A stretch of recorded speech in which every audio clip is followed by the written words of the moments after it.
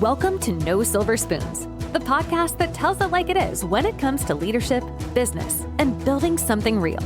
Now in its third season, this show is hosted by Sarah Beth Herman, a 5-time CEO who's built 5 personal brands, making over 8 figures while staying for the communities she served. Why no silver spoons? Because in leadership, no one hands you success on a platter. There's no shortcut, no easy pass, and definitely no silver spoon. It takes grit, intentionality, and showing up as the core version of you. This podcast is about what happens when you put in the work and take ownership of your path. When you decide to build it step by step, no excuses. Every week, you'll get tools, stories, and fresh perspectives to keep you moving toward the results you want. You'll walk away with clarity and focus on what actually moves the needle without the fluff. And with Sarah Beth's sharp insight, infectious energy, and no-nonsense approach, you'll remember why you're here: to lead, to grow, and to make it happen. So buckle up. This isn't just another podcast. This is No Silver Spoons. Let's get to work. Now, here's your host, Sarah Beth Herman. For a while now, I've been thinking about making a refresher podcast episode.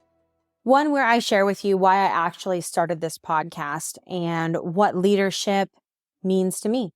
Why I even feel called or qualified to have a podcast. Have you ever had a moment where you just know you're supposed to do something, but you're not really sure how it's going to play out? That's exactly how this podcast started for me. In fact, you probably remember from previous episodes that I talk about how I hemmed and hawed over starting this podcast for 3 years. I tried to start it with somebody else. I had like 3 different cover photos for what I wanted it to look like. I even had different voice recordings, introing and outroing the episode. I tried to use AI with my voice to type out what I wanted each episode to say instead of just talking into it. I did all the things you should probably never do when trying to start a podcast. I never actually asked for help though. I never tried to find someone to mentor me or anything like that. I just hemmed and hawed about it. Ultimately, when I launched this podcast in 2024, I realized that it wasn't going to be launched perfect. It wasn't going to have this like grandiose plan that I had just thought of, and now it was perfect and everyone was going to think it was perfect. In fact, I launched it because I knew deep down that my experiences, both the wins and the failures, were meant to be shared. Because I've learned along the way that I'm not the only one who's faced trials, hardships, problems, difficulties in business, difficulties in relationships and friendships. And neither are you. Life, business, and leadership, it's all a cycle. People keep creating, they keep innovating, they keep building, and the world keeps changing, which means we have to change with it. But how do we do that? How do we grow without losing ourselves? And that's what I want to talk about. That's why I started this podcast. I've spent my entire career building businesses. I've been in boardrooms, I've been in the trenches, and I've walked through fires I never thought I would survive. But what I've learned is this: my story is not just mine. It's one that so many people relate to. I've realized that there were so many people out there who are hustling, who are grinding, who are trying to build something of their own, feeling like they're alone in it.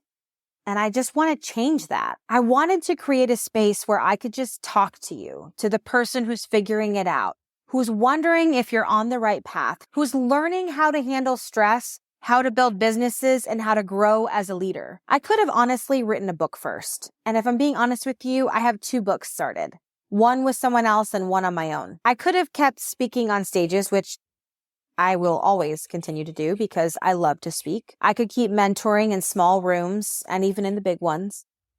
But I wanted something that could reach you wherever you are, in whatever space you exist in, whether you're driving to work, folding laundry, or sitting at your desk wondering if you should keep going. I wanted this to feel like a conversation, like a mentor in your ear telling you, hey, you're not alone, keep going. I always knew that I was meant to lead, but not the way that most people think. Some people assume that leaders want to be in the spotlight, that we crave recognition, that we need to be front and center. But for me, leadership was never about being seen.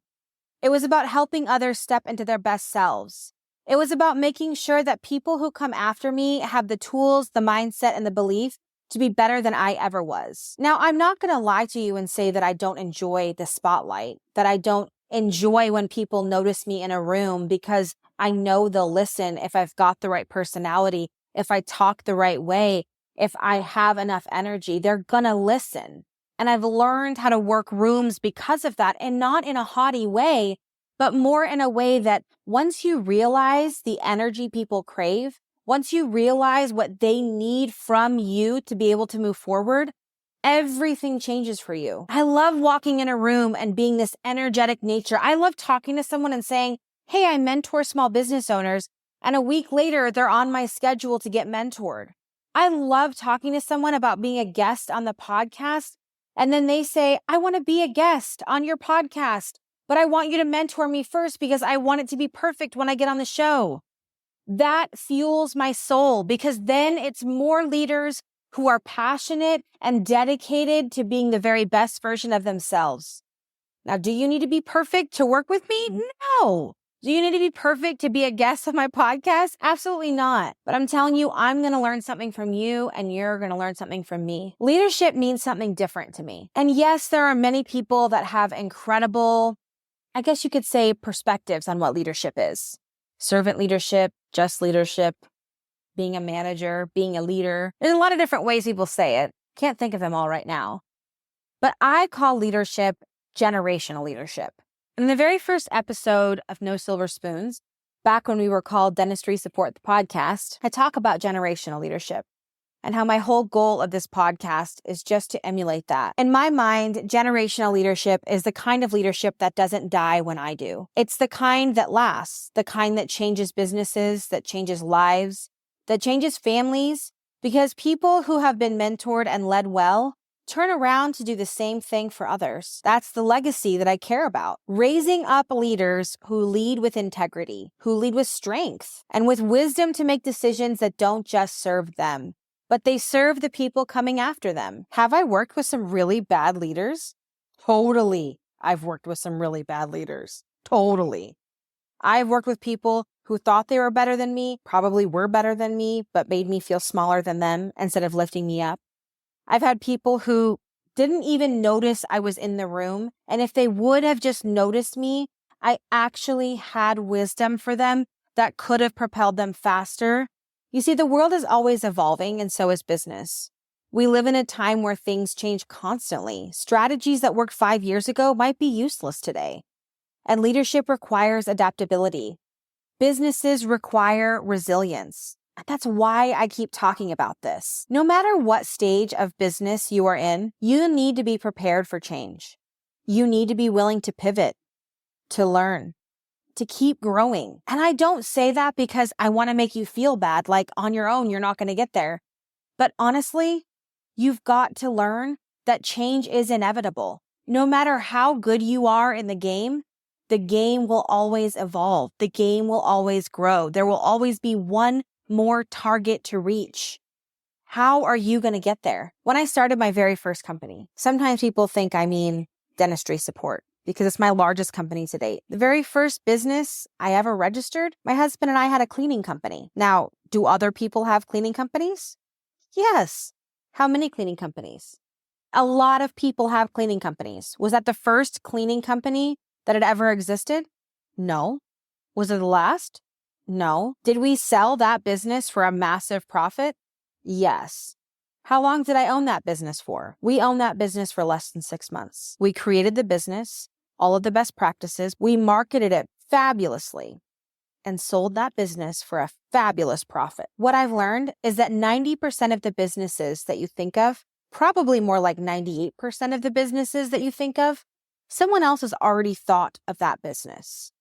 And so you're creating a business because you feel confident in what you do to deliver that in a beautiful way. Now, some people, I would say 2% or less of the population, come up with an invention, something no one's ever thought of. And so they're able to sell or provide a service that no one's ever thought of. Fabulous. But for the vast majority, your business has already been done. Someone else started doing your business and you're coming after them. All of those people ahead of you, they're teaching you something and you need to learn from them. You need to, because they're paving the way for it to not be so rocky for you. Every competitor doesn't need to be treated as a threat. You need to learn to understand who your enemy is when you think of your competitor and how that person has actually paved the way for you? Do you think that I work with clients who have similar businesses as me, who ask me advice that would be technically proprietary information to my business? Do you think I work with them? Well, sure I do. Sure I do work with them. And they pay me for every penny of my advice. I don't say that in a rude way, but I've worked really hard to get here. So if you want to work with me because you want to be successful as my businesses are, I'm going to help you do that. Absolutely. We're going to join forces together, but it won't be free. This podcast, it's different for me. This is my way to connect with you for free. I just want to share this wisdom that hopefully you think of one thing from this episode or any of the others that stood out and is going to help you move forward. When we started that first company together, my husband and I, we didn't know half of what we know now about handling stress, making decisions, keeping our vision clear.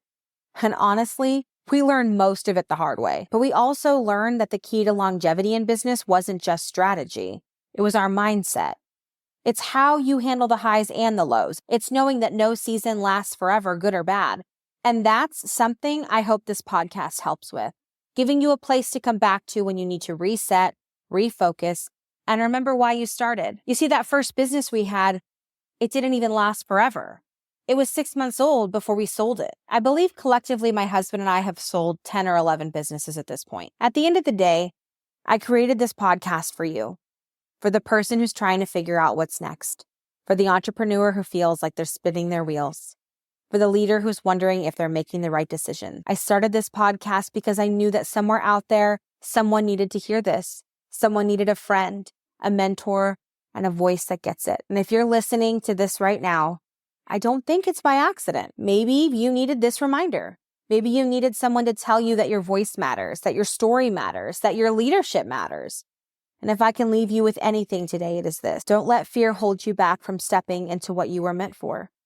The world needs leaders just like you. The world needs people who build, who create, who make things better. And if I can play even a small role in helping you do that, then this podcast is the most successful podcast there ever was. So today, if this episode meant something to you, I want you to do me a favor. I want you to share it. Send it to someone who needs to hear it. And if you haven't already, make sure you subscribe so you don't miss an episode. I'll be here every time you need that reminder. Because leadership isn't about being perfect. It's about showing up, doing the work, and lifting others up along the way. Until next time, keep leading, keep building, and keep believing in what you're creating. I'm rooting for you every step of the way. I'll catch you guys on the next episode. Thanks for joining us in another episode of No Silver Spoons, powered by Dentistry Support. Remember, success doesn't come with shortcuts, and leadership doesn't come with a silver spoon.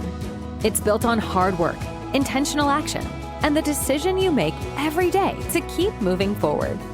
If you're ready to connect or join the conversation, text us using the link in the show notes or visit sarahbethherman.com for more.